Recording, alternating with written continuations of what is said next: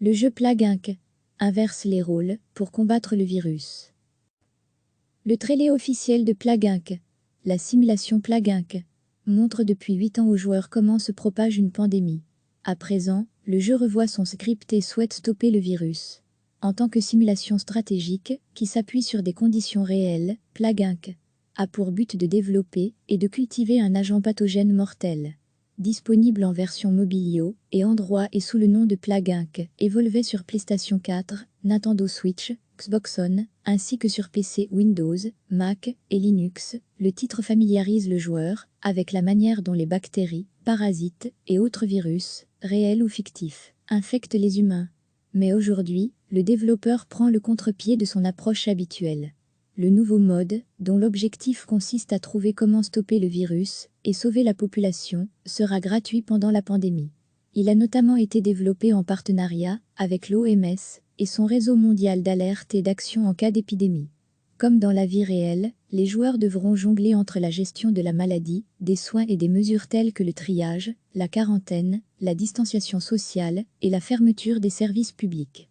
En plus d'actualiser son jeu, Demicrition a fait don de $250 000 cumulés à la coalition Off Epidemic Preparedness Innovation, CEPI, et au fonds de riposte à la pandémie de Covid-19 de l'OMS.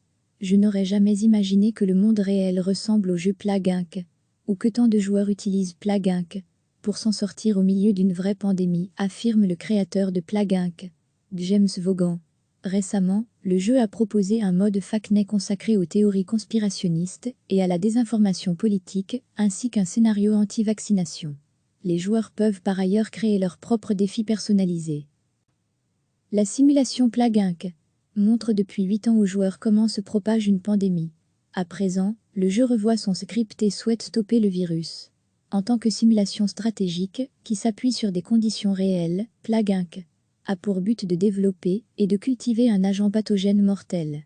Disponible en version mobile et Android et sous le nom de Plague Inc., évolué sur PlayStation 4, Nintendo Switch, Xbox One, ainsi que sur PC, Windows, Mac et Linux, le titre familiarise le joueur avec la manière dont les bactéries, parasites et autres virus, réels ou fictifs, infectent les humains. Mais aujourd'hui, le développeur prend le contre-pied de son approche habituelle.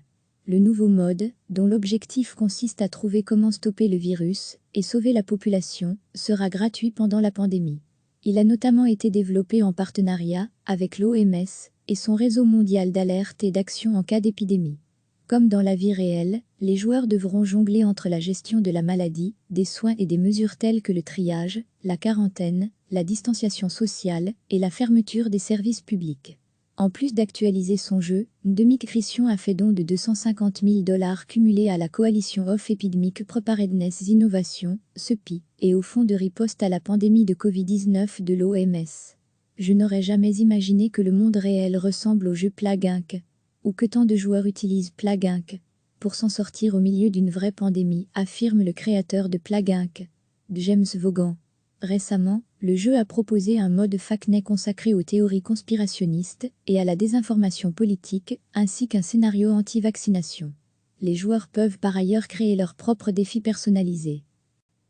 Le trailer officiel de Plague Inc. Cliquez sur s'abonner pour recevoir les dernières nouvelles.